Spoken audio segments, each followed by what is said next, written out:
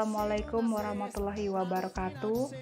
Perkenalkan, kami dari kelompok Powerpuff Girls. Di sini kami akan mempresentasikan hasil tugas akhir kami, yaitu membuat aplikasi berbasis web dengan tema yaitu pembayaran SPP mahasiswa. Perkenalkan, nama saya Nelly Monica Ligit selaku Ketua Kelompok Powerpuff Girls. Assalamualaikum warahmatullahi wabarakatuh. Nama saya Syafa Mutiara Anissa. Saya selaku anggota dari kelompok Powerpuff Girls. Perkenalkan, nama saya Gladys Tanyar Malanjani. Saya anggota dari kelompok Powerpuff Girls. Assalamualaikum warahmatullahi wabarakatuh. Nama saya Syafa Mutiara Anissa. Di sini saya akan menjelaskan bagaimana cara membuat halaman login. Pertama-tama, kita akan membuka SAM. Di sini kita akan mengoneksikan dulu Apache dan MySQL. Kalau hijau, berarti sudah terhubung. Setelah itu kita akan membuka PHP-admin. Pertama-tama kita di sini akan membuat database terlebih dahulu. Di sini karena kita sudah membuat database, jadi langsung saja di sini ada mahasiswa, membayar, dan SPP. Cara membuat halaman login, ini ada codingan HTML-nya dengan judul login area. Jika ini adalah tampilan coding HTML. Jika kita run,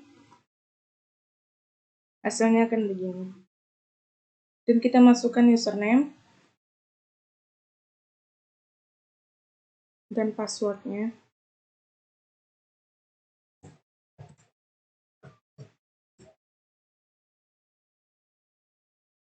Dan ini adalah halaman utamanya. Baiklah, di sini saya akan menjelaskan bagaimana cara membuat template atau antarmuka untuk tampilan aplikasi. Jadi, sebelum itu, saya sebelumnya sudah mendesain template yang akan saya gunakan untuk antarmuka aplikasi saya.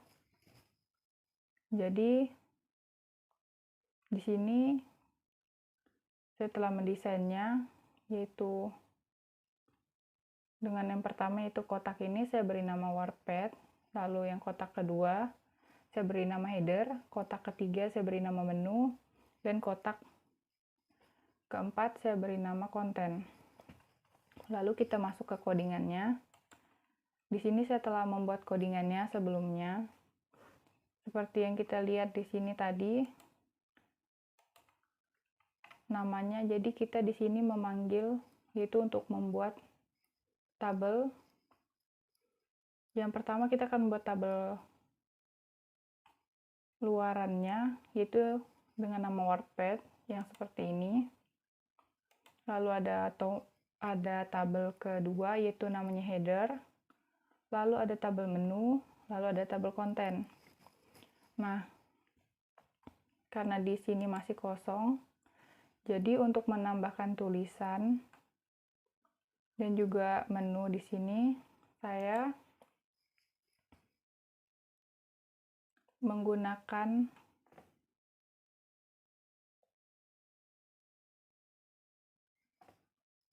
codingan yaitu H2, lalu kelas, yaitu saya beri judul untuk headernya, lalu di sini saya beri nama Universitas Mulia. Lalu saya tambahkan untuk memperkecil tulisan lagi, saya menggunakan H4, yaitu kelasnya deskripsi.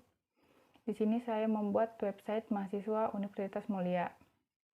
Lalu di tabel menu, saya menambahkan itu tombol button, yaitu yang pertama adalah data mahasiswa.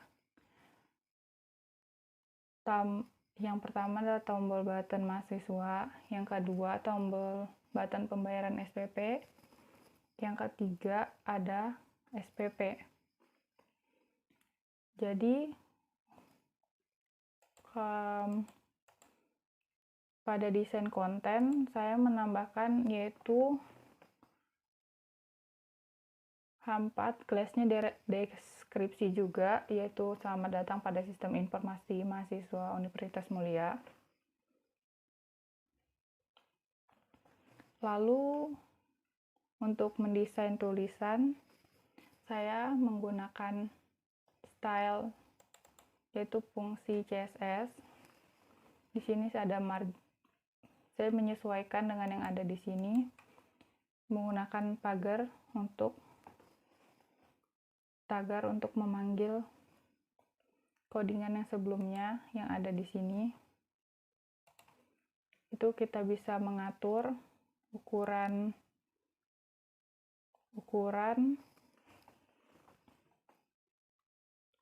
warna garis, panjang garis, lebar garis, lalu kita bisa mengubah warnanya. Kita bisa menambahkan gambar juga, dan kita bisa mengubah tulisan yang ada di sini. Banyak yang dapat kita lakukan untuk mendesain tampilan antarmuka kita agar lebih cantik lagi. Jadi karena di sini coding saya telah selesai, kita akan run. Lalu hasilnya akan seperti ini.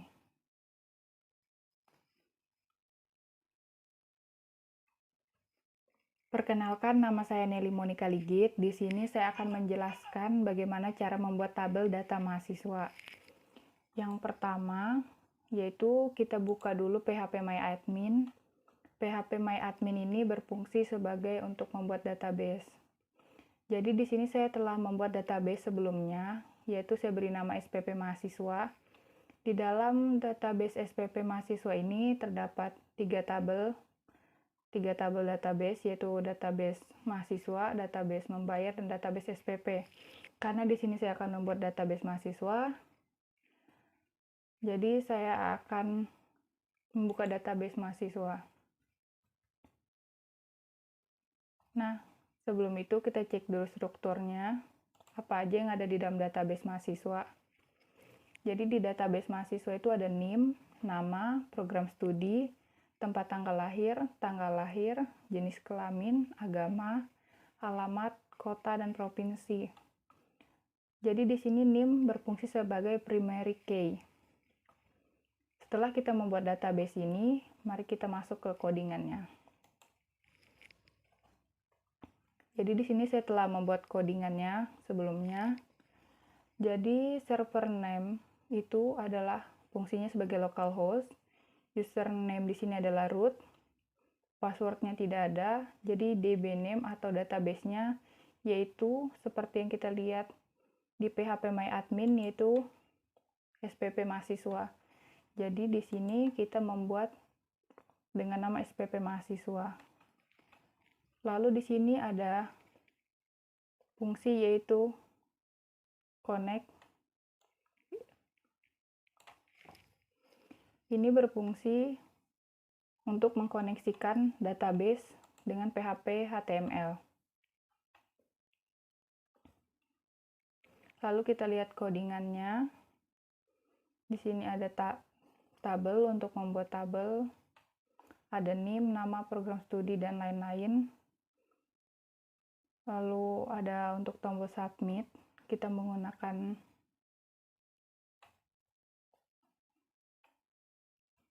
background color di sini yang berfungsi untuk memberi warna pada tombol submit. Lalu di sini adalah perintah untuk menginput data yang akan kita gunakan untuk membuat tabel data mahasiswa. Lalu di sini adalah insert into, yaitu berfungsi untuk memanggil database. Jadi karena kita menggunakan database mahasiswa seperti yang ada di sini dengan nama mahasiswa, maka kita menulis mahasiswa di sini sesuai dengan database yang ada di phpMyAdmin. Lalu if koneksi ini berfungsi sebagai penanda apakah dia ada yang error atau dia sukses melakukan koneksi dengan database. Setelah itu di sini ada codingan, yaitu untuk memanggil kolom atau membuat tabel. Lalu SQL show, kita ambil dari database mahasiswa juga. Fungsi ini yaitu untuk memanggil data dari database ke PHP HTML. Kita coba run sama-sama. Karena codingannya telah dibuat sebelumnya, kita run. Kita akan masuk ke halaman login terlebih dahulu. Kita klik. Oke, kita telah masuk di halaman utama aplikasi kita. Di sini karena kita akan membuat tabel data mahasiswa, jadi kita akan mengklik data mahasiswa. Nah, di sini sudah ada tabel mahasiswa sebelumnya. Jadi di sini untuk menambahkan kita bisa mengklik di sini, yaitu dengan menambahkan NIM, lalu nama, lalu program studi, tempat lahir kita, lalu tanggal lahir, kita pilih tahunnya terlebih dahulu,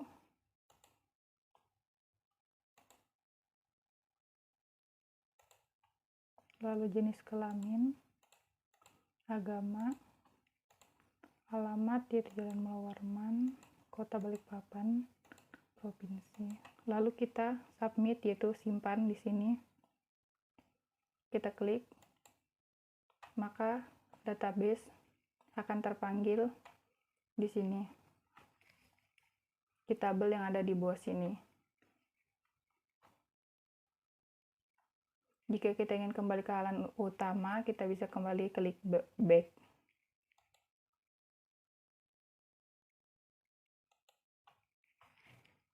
Oke, ini adalah tabel data mahasiswa yang telah saya buat. Sekian penjelasan dari saya.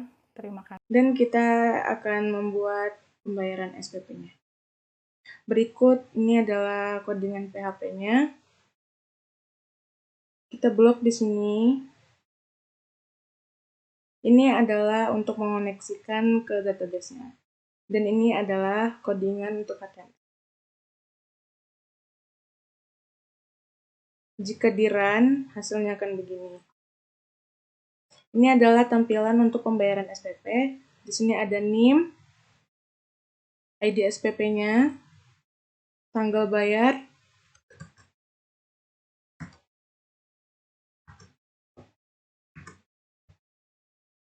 cicilan, dan kelas.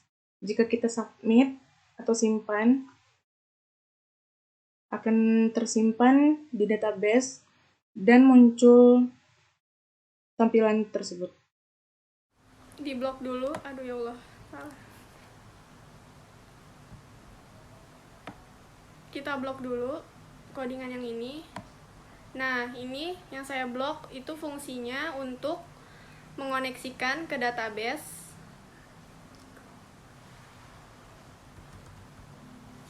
Lalu turun ke bawah. Nah, ini adalah codingan ID SPP. Nah, ini codingan untuk HTML-nya.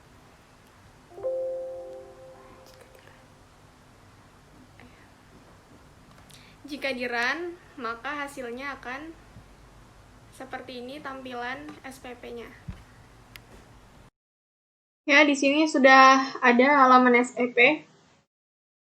ID SPP-nya yaitu 34, SPP-nya 12, program studi informatika, fakultas Ikom, keterangan lunas. Habis itu kita langsung saja lalu kita submit. Setelah disubmit, maka data dari database akan tersimpan dan muncul dari halaman tersebut.